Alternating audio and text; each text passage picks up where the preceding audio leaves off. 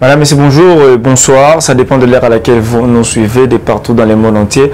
Bienvenue à votre émission Actu Analyse. Mon comment aller là? Nous avons une pour nous couper cette nouvelle information. Il y a Mboka Congo. C'est la émission haute Actu Analyse, c'est-à-dire que nous tu peux savoir une nouvelle information où les gars qui dans semaine, tu peux où ils dans l'actualité. Et puis bino na biso to sali analyse ensemble pour nous réfléchir pour na mboka na biso Congo. Alors mon comment lelo natali ngai moko na ko c'est la analyse mon comment lelo. Alors bande balandito évoluer par rapport à l'actualité to banda directement au sommet à notre actualité boui marambo ko leka entre ministère ya EPST na IGF boui ko leka entre bango bato ko mituna mais le ngi kani ko mona bato ya famille moko bato ko bunda pouvoir moko bato ba ko lobela état de droit bato lingi ba principes à la respecter ba kondongwa likolo ya incompréhension peut-être entre autres to éviter to expliquer ngo awa pour la paix voice il y a Gilles Alengete ou Salaki na ba confrère na biso ya RFI ou ba tuna qui question par rapport à Rambo les papa EPST on a pessimbo te pas ya Pascal Moulegwa confrère na ngai ou Salaki interview on a patiné sur la fonction de pour communiquer na bino par rapport à ngo pour rejoindre version mususu il y a ndeko Tony moi ba ou Sali pour la marambu ya Veridos a signé contrat Sikana Veridos a futara mbongo na te to solo yango pour Rolanda ndeni ya Salaki interview wana pour Rolanda yango alors a photo bande actualité mboko na biso tika informer bande balandi boko na biso libande ya mboka na kati ya mboka to na campagne oyo ko sala malamu te lutte contre virus moko oyo na mboka na biso boko tuna arma virus nini suye na mboka na biso et ko kotela ba jeune liboso za Salaki Paris Foot.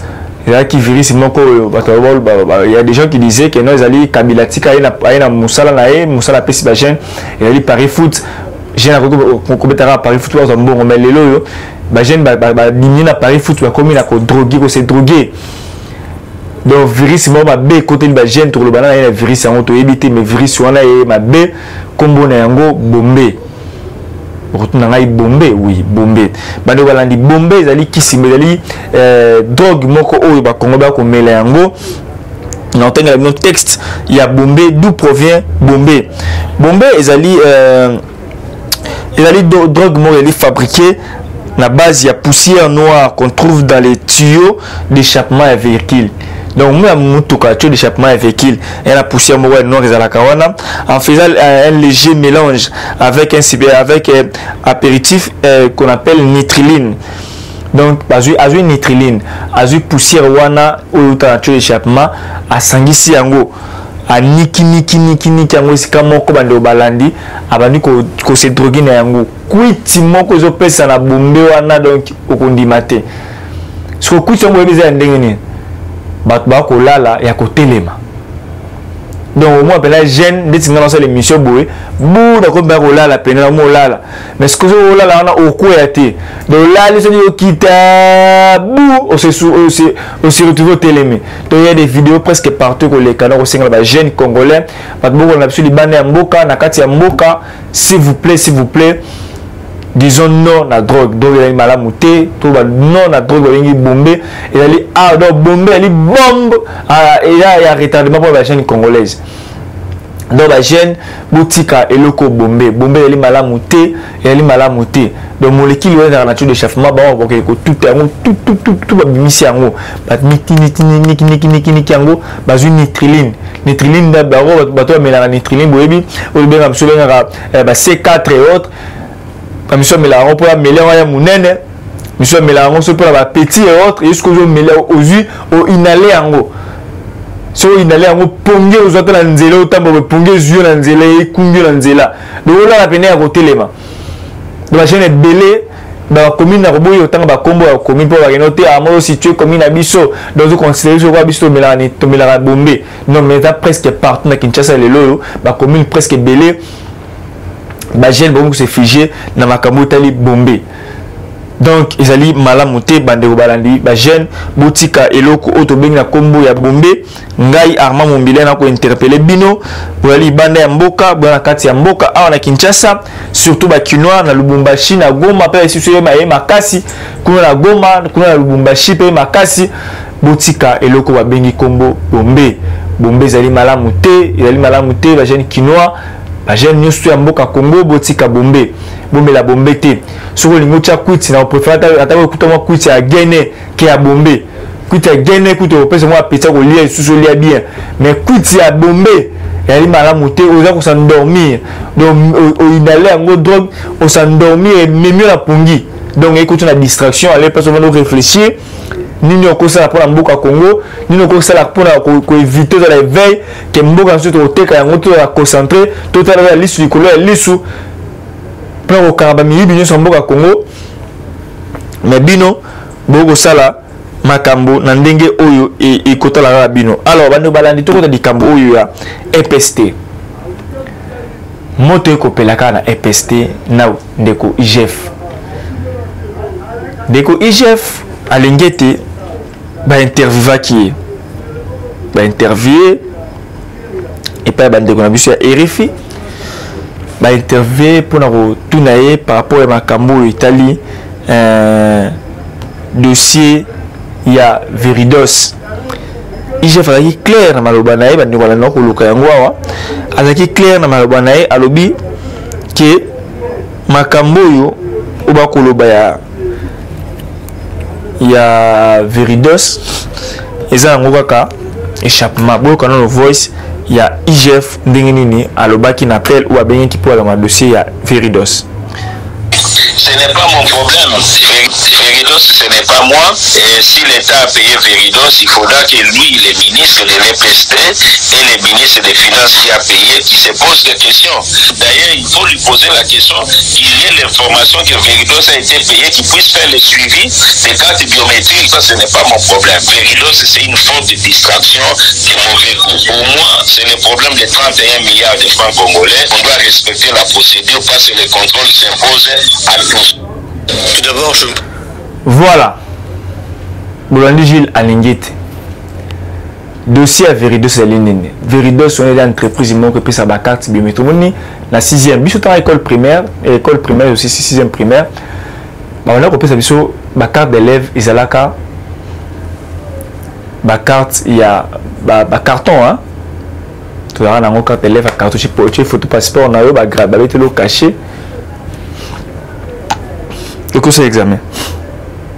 Mais le loyo mondialisation et modernité et comme une carte biométrique. Carte propre qui te connaît malam. Il démore malam mingi. Mais faut que tu aies nous bande ministre bino ba ko tara ba uzo ko tana ba kambu ou Italie EPST. Est-ce qu'ils allaient important? Est-ce qu'ils allaient utile qui coupe sa moine école primaire carte biométrique oyo à cotiser on peut souster pas comme il a là comme l'école secondaire et c'est la carte l'élève mususu oyo y école mususu pe est-ce que pour moi tant mon qui wana kaka couper ces cartes biométriques et vous bimisa presque 2 millions de dollars américains pour le foot société allemande voilà l'autre va une émission la mettre pin là pourquoi pas mbongo bo 2 millions la futa société allemande voilà point de 500 000 que matériel adéquat oyo ministère EPST au bakoku ba produit ba carte chaque année donc gratuitement pour les élèves. On les place année vous paye 2 millions, année on a 2 millions, année on a 2 millions, année on a 2 millions. 500 000 on est au salaire dans 2 millions, on a 500 000, 200 000 pour fournir entreprise et ça va permis de conduire. Alors ça va carte. Pour eux, ça recours na entreprise moroboué ou lié à Allemand. Donc ça dit que na COA vous allez na le moment na COA rétro commission zali. Ouais ben intérêt nous la carte wana. Comme ça 2 millions pour la carte d'élèves. Botala là on a ba province mosusu na kenda ba tenir la vidéo moko de comment tenir la vidéo azana Kasai. Aïsngaï mon frère, talanga nous école ya kabia kamwanga. Bon oui ça a moto otaka kabia kamwanga pourquoi tu biso kabia kamwanga c'est-à-dire ça va venir affilié à président non. Tout objectif. To bien aller analyse analyse. Tout ça va analyse pour na mboka na biso. Mboka oyo ali ya biso. Président Félix Arolongwa okende mutu mzo akoya. Mais mboka oyo kotikala. Ata sali 40 ans na pouvoir akolongwa mso ko sa akoya. Mobutu a 32 ans à Longwaki. Kabila a 18 ans à Longwe. Félix Antoine a 20 ans à Kolongwaka. Quand il a 30 ans à Kolongwa, mais le Congo restera. Alors, Nini Kotira Lamboka Nabiso. Bota la bomona que non. La vidéo, l'école de Mandalala. Tableau bongo n'Équateur au moins que vidéo à Équateur école Willy Bakonga hôtel école boyoki mawa mutema na Équateur misaba mabaya et misaba ba green o ça ba table ça ba tableau ça ba modèle mais école hôtel école boyoki mawa mutema pour nité 2 millions ko binisa yango bolongo 500 000 bosali bosuba ba matériel pour imprimer la carte alors le reste c'est que tongi na école hein vous tenez moi ba bon ça tête ni moi boya ki mais boyo ka sotoni moi ba a signé contrat mususu sika na Veridos boyo ka neni makambo le kaki et ça juste 1 minute 59 secondes boyo ka ngo neni makambo le kaki. Tout d'abord, je pense que je ne peux que réaffirmer la volonté et les informations que son Excellence vient de donner. Nous avons trouvé ces 2 dernières semaines, après des séances de travail intenses, même nous, venant d'Allemagne, on nous a fait un petit peu suer pour le travail, mais on aime beaucoup et on a montré naturellement la force et la validité et la persévérance de notre système germanique. Le projet, qui est un projet de bonne gouvernance, sans pouvoir donner de détails, est un projet qui va aider le ministère en son état à la bonne gouvernance et à l'identification des élèves, qui met naturellement un point d'appui à la pierre d'angle de la politique du président de la République de la gratuité de l'enseignement. Et nous amenons naturellement notre expérience depuis plusieurs décades.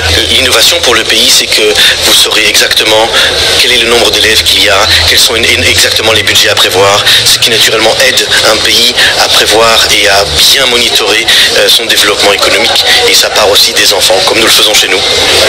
Merci beaucoup. Il faut même ajouter qu'ils vont s'appuyer sur un service ou une direction interne, les CERNI, les services d'identification des élèves. Donc Veridos va s'appuyer sur notre service. Donc ce qui fait que dans les conditions et les orientations que nous avons données actuellement, ce projet est sur la voie de la recevabilité par rapport à l'ancienne version qui a été rejetée, et j'insiste. Nous venons de reprendre sur les nouvelles bases. C'est un contrat, nous l'avons déjà paraphé, mais nous allons encore tenir compte de certains éléments et le moment venu, je crois que dans pas longtemps, nous allons les signer et nous entrerons maintenant dans la phase de l'exécution parce que maintenant il est conforme à notre vision, à la vision des chefs de l'État, à la vision de la réforme phare que nous avons sur la gratuité de l'enseignement. Voilà. Bande Walandi. C'est la réforme. Na contrat Veridos. C'est quoi les réformes? Identification d'élèves, ils vont appuyer pour la ligne CERNI, identification d'élèves et autres. Depuis longtemps, nous avons identifié les élèves. Est-ce que Veridos peut aller à l'époque il y a marqué Mwango? Je ne sais pas, bon à l'époque peut-être je sais. Moi, je ne sais pas de la politique et autres, mais est-ce qu'ils allaient là? Est-ce qu'ils allaient là? Oui. Maintenant, vous avez 2 millions, 3 millions à abouer. Voilà. Tout ce qui est en Gilles à l'engagement continue le principe naïe. Ninga lobby, les contrôles s'imposent à tous. Ceux qui sont allés la présidence, boni ministre et EPST. Donc, de côté nous va tirer ça la musala. Mbongo, ma beaucoup banque timbo qui na et qui na ni pour la ngabo ça système ba MPSA ras. Bo ça un système MPSA mon topé numéro na e ba tcheli ni MPSA qui pour retracer ça traçabilité na yango. Bon c'est ba MPSA ba triquer PK. Puis éviter bon. Bande Balandi tout côté la information sous aujourd'hui en Mboka Congo. Bonne nouvelle pour la Mboka na biso Congo. Boyebi ba billet d'avion te ko kita awa pour la voyager.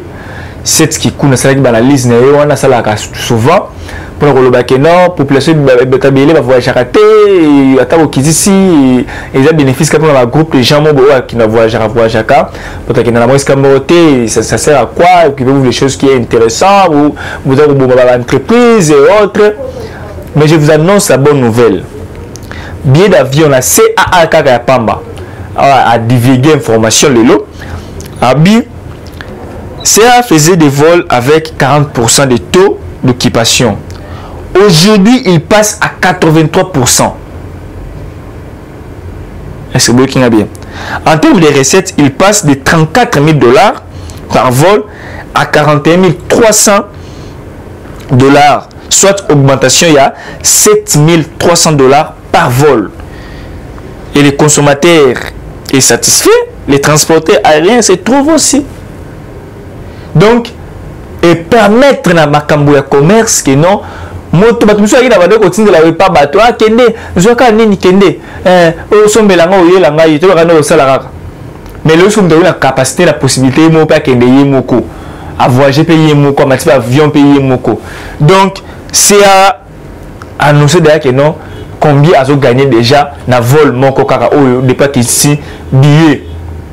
Aux les longs athées et longs athées ma beaucoup quand même la fatigue béton. Donc ça Moussala peine ministre ya économie. Tout ce peine le Moussala qui toque ministère économie tout aux élèves va produit surgelé.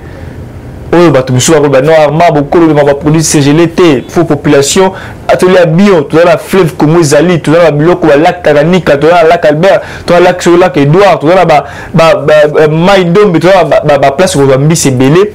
Si possible, le gouvernement congolais a son bateau de pêche. Et il y a la moka, tout ça, tout ça, l'élevage, il y a besoin de pêche et l'élevage.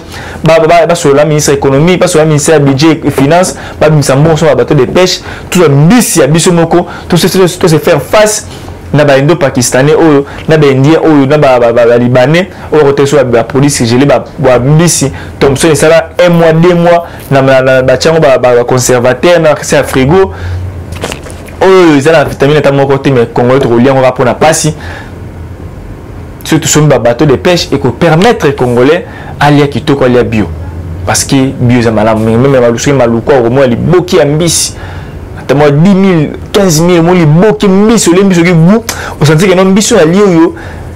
Na bloc de l'air à la Thompson, on sentit que non il y a la goût mususu. Bravo, na ministère de l'économie, ministre du travail, prévoyance sociale, ministre de l'économie. Botano likambo ya bendo pakistanais na Zandu. Je suis azalaki récemment na Zandu. Akei ndenge kena kozwa ba parlementaire debout na Zandu. Akende boye au pesimwambo boyi nini. Ba travailler bendo pakistanais, ça c'est la énième fois ba se manifester depuis président Félix na pouvoir. Parce que les grèves ba ko manifester pourquoi ba ko respecter SMIC te ba yokana. Des syndicalistes, le ministère du Travail, Prévoyance sociale, ministre de l'économie et autres, SMIG, va respecter le suscité. Vous voyez qu'il y a un travail le lundi ou dimanche des fois. Je suis à la caméra, renseigne dans ma ciné. Vous avez une image où il y a Zandu, vous avez une marche calmement. Vous marche revendiquer pacifiquement. Sur l'image de Zawana, mais du coup, général Sylvanoka Songo a attendu la police, wana, gaz lacrymogène qui est zongi, motocycliste soit avec ses mains, et ça la passe. Donc, ça marche pacifiquement, sauf qu'on empêche pacifiquement aussi. Soit bon encadrer voilà marche ici pour Panzan. Si la caméra, je sais ma biso mbala kuna. Bota l'image wana, tu rejoins juste après.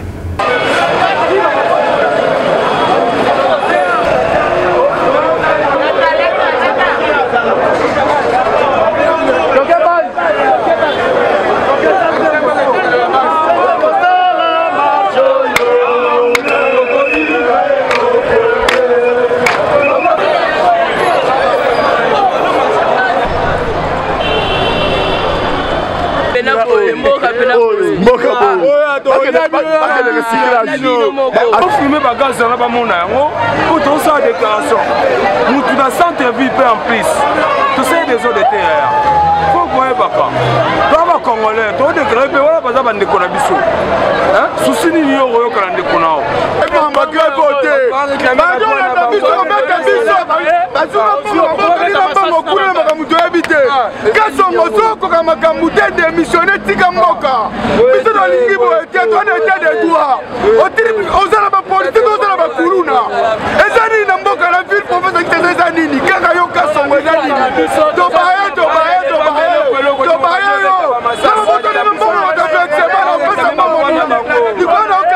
nini voilà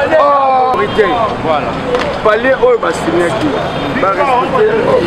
c'est facile nakopesa moto 500 000 so nakoki na 500 000 te nasoya moto nakoki 500 000 te bon zona 300 000 mikolo koya tokobakisa boye enoke peuple akota makambo oyo etali secteur ya commerce eloko nazobenda peuple na ngai matoyi peuple na ngai te peuple congolais nabenda mda matoyi eza problème na bino te na droit lelo ezali problème ya secteur ya commerce. Cela veut dire quoi? Tous les revendiquer le remoko salaire. Les autres sont la grève va fonctionner.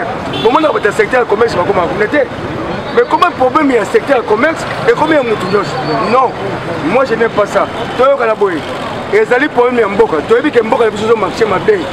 Mboka écoute déjà la carte libulu. Mais pour le problème c'est mboka la carte libulu. Attends marqué faut le tchakier. Alors ça toujours la difficulté. Problème il y a politique et zawaté. Problème il y a l'idée secteur commerce. Secteur commerce et télévision. Allô, et télévision. Secteur commerce et secteur monété. Ministre azotam ma paix. Azotam ma paix. Voilà, beaucoup là ba image wana ni sali ndingi nakati ya mboka nsundi ba koleka. Pour la nini policier ko botola moto mbongo na ye. Pour la nini ko la na manifestant botola iloko na ye. Est-ce qu'il y a beaucoup de gens est-ce qu'il y a beaucoup de gens qui disent bien qu'on manifeste pacifiquement? Grève elle est garantie dans la Constitution. Comme ça la grève elle est garantie dans la Constitution. Elle est garantie dans le Code du travail. Grève elle a droit à moto. À moins qu'il va foutre un haïté, qu'il va savoir vous respecter un haïté, dans le principe de la bateau. La salle grève la grévé. Mais comment il me dit ko empêcher moto ko botole biloko na ye ko menacer za malamu mingi te isali vraiment pas mingi na komona ba image wana e koleka na mboka na biso bandeko balandi Gentili Ngobila boto wala resama hawa jama akabund ba biso ki akoti likambo akenda na woti na suka saki déclaration awa la ville province de Kinshasa ali non gouverner, ils allaient gouverner et autres ba déclaration ba député pays provinciaux ça il y a des déclarations pour contrecarrer ba députés nationaux. Gentili Ngobila tuni soki alanda ka interview jama kabund oui Gentili Ngobila wangani abi na ibi ngota na tikali ko landa te ba tebe ko ibisanga ite oh mais là Gentili Ngobila oko ba bon c'est dire on va accuser directement vous avez acquis indirectement service de communication. C'est dit il fallait que vous la image information attrayant conseiller à la communication image information à la loupe récemment pour informer sur l'information page Facebook Gentili Ngobila mbaka ce qu'on a page bêtise sur bêtise service de communication va éviter de signaler compte pour bloquer. Quand tu me publies la bêtise et puis la blog atina te tera et publier non et to fongoli bino ba kapé les ko inda na o mais moi eloko na la barre tangi ko ba wana page officiellement Gentili Ngobila mbaka page ya Facebook. Est-ce que c'est normal? C'est ça communication ça malonga te changer bango limoger bango tia ba miso ba repasser information en vrai donc on va on va ignorer tout ça ba zie on ça zie dou et pas kabund pour que solo là. Donc, Gentili Ngobila a ignoré Nayango totalement. Alors, il était ayebi makambo wana te. Donc, Bandeo Balandi na ko informer bino que ndeko Moïse Katumbi ça l'interview mo la phase na Jeune Afrique to benga peut-être la Swift Press na to ba pété mais à ça les points de presse moi ba fait interview mo ko en exclusivité.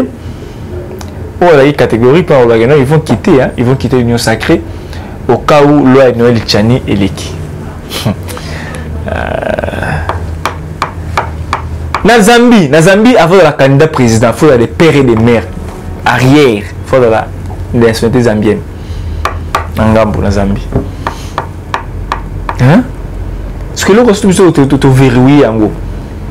Même dans la toilette, excusez-moi, dans la toilette, c'est au monde, où c'est pour homme ou c'est pour femme. Il y a des principes. Avant que tu aies aussi, autant que l'hôtel est à Bassi, vous avez une belle femme, vous avez une belle route à Bassi. Place nous sommes dans le règlement d'ordre intérieur. Il y a des principes qui sont établis. Au conflit, peu importe. Mais pourquoi na Congo so ba verrouiller la place mosusu ils ont les hommes sur va complètement passer. Non. Yango na tozo koloba ki mboka na biso ezali mboka moko oyo etonisami na makambo ebele.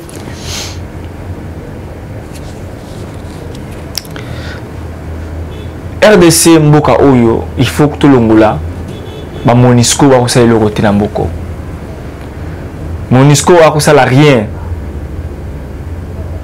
Monisco foi. Tu vois nous c'est bien que nos armée congolaise et où ça l'exploit boyibi qui récemment a un engagement depuis des sièges bandaki que c'est bien que non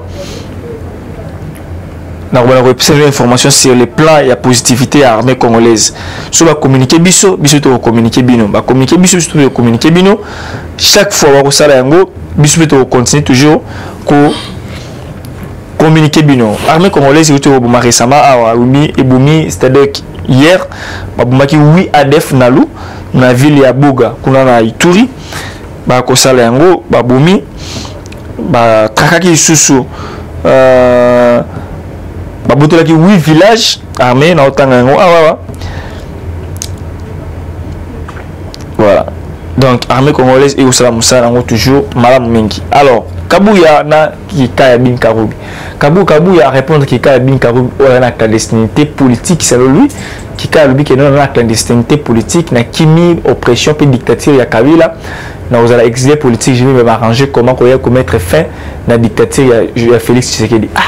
Est-ce que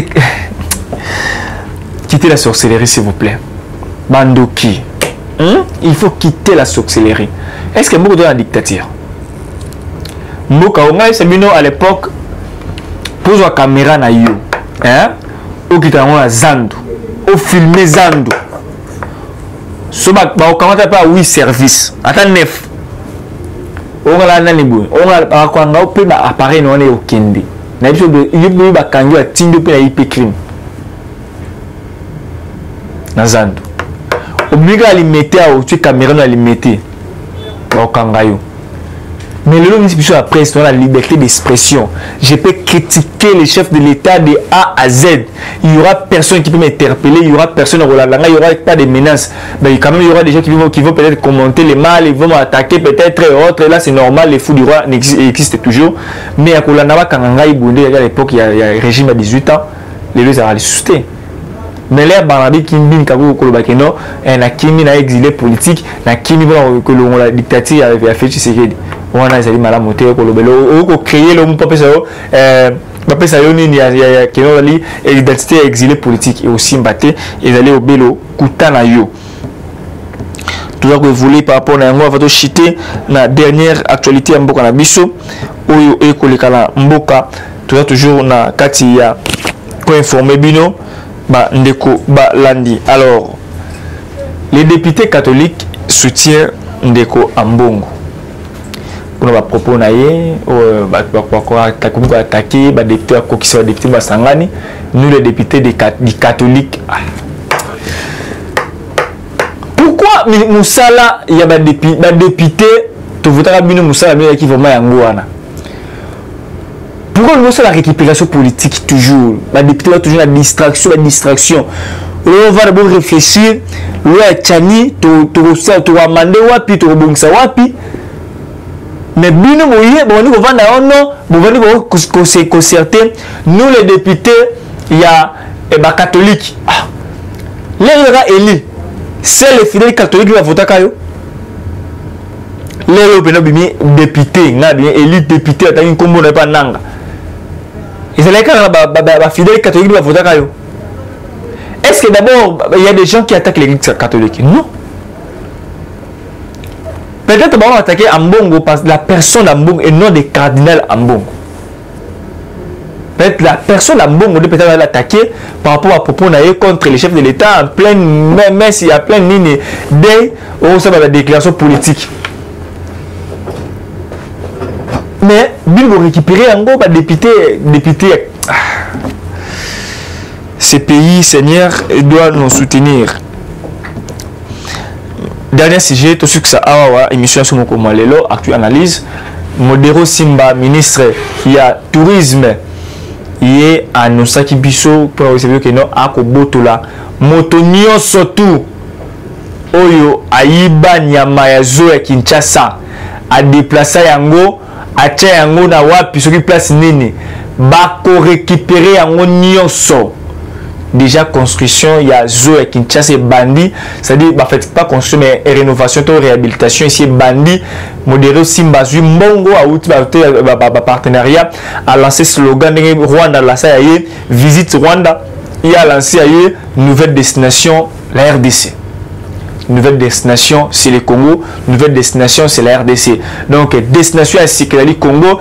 Donc, une nouvelle destination, c'est la RDC. C'est là où nous allons visiter. Azo rénover, azo réhabiliter le site new, surtout à Congo Mobimba. Où ils ont abandonné par les régimes il y a 18 ans. Azo réflexionner en gros. Azo bonsango ici à Bandi. Kuna na zo. Ok, na botanique par Bongisango, à quoi arranger nous surtout la construction ces bandits. Donc il y a des images qui circulent sur le niveau vérifié. Donc na Twitter na modéré Simba na Twitter na bomo la photo bomo na nengeni ni rénovation bandits nengeni maquette on les allés abi a osala ngo na monter ma bomo ka binga longwa ministère ya tourisme atika quelque chose na mboka Congo. Donc voilà un peu tout d'abord Congo ba de balani to vraiment la souka il y a émission na biso mo Congo lelo na pesi actualité wana Binomoko boye banini ya ko sala donc boye banini ya sala analyse par rapport à ce tembo à Congo les loyo ba indo pakistanais voilà et dimanche bato comme la race quoi singai Arma Mumbila itala de nini ya Moïse Katumbi Lobi quitterez-vous l'union sacrée si la loi Notchani venait être adoptée? Oui, il s'agit clairement d'une ligne rouge s'il venait à être inséré ce qui est programmé pour être débattu au Parlement, nous quitterons la majorité. Donc à confirmer que non. Koutou, pour voter, inscription en Okaka. Ordre du jour, loi Noël Chani. Loi sur les verrouillages des postes de souveraineté pour la biso. Il suffit de la aligner. Députés ensemble pour la République pour quitter l'Union sacrée. Pour quitter la poste ministérielle. Allô? Ah. Voilà. Quitter là. Bon, après 70, soit quitter. Vous savez, 390 quelques moins 70. L'Union sacrée est 320 quelques. Donc, c'est opposition. Qui sont opposition? Donc, voilà un peu de Balandi. On a une bino, tout le monde, mais comme Azali Koya, ceux qui sont dans la zangité, c'est qu'on a remercié l'équipe technique, on a remercié tout le monde qui biso, les bandes Mboka, Nakati Mboka, lutte contre le tribalisme. Tribalisme n'est pas l'anglais collecté, tribalisme n'est pas l'anglais ezalité, tribalisme n'est pas l'anglais ezalité. Nana camarade ya Muyombe, nana camarade ya Mungwandi, nana camarade ya Muluba, nana camarade ya Mungala, nana camarade ya Azali Soilfon, nana camarade ya presque Kolo Belé. Nalinga teka ke nana camarade ka ya intelti. Tout la ini pour Mboka na biso la jeune botika Bombe. Bande Balandi, tout le monde a mis comme Azali Koya. À nous revoir prochainement sur qui est sous nous à Zongité. Bye. Eshima, votre magazine qui bat au rythme de l'actualité. Retrouvez la nouvelle édition.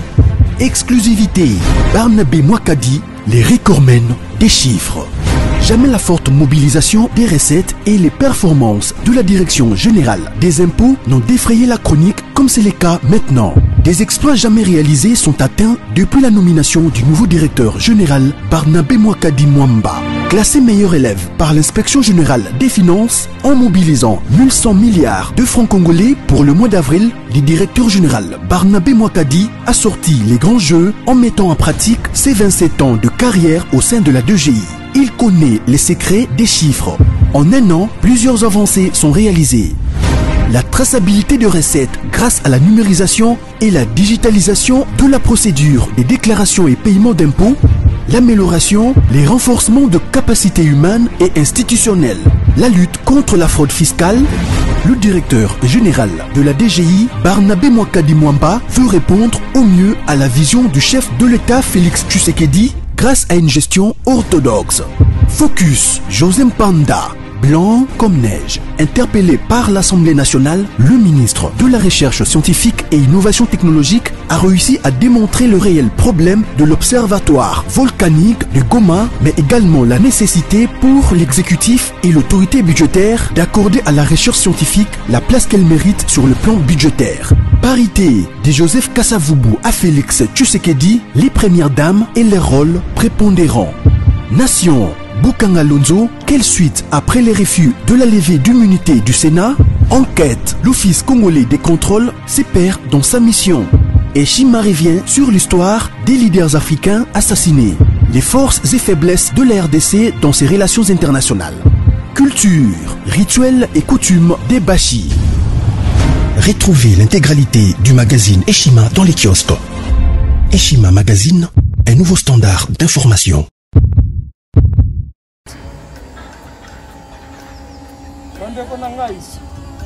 Conteneur yango ezokende le 26 mai lekokanga conteneur kokanga conteneur chaque mois donc next ekozala le 26 mai olingi otinda velo mutuka lise osi okangi biloko tu omemaka na biso benga biso comme ça toya tomema biloko totinda na Congo.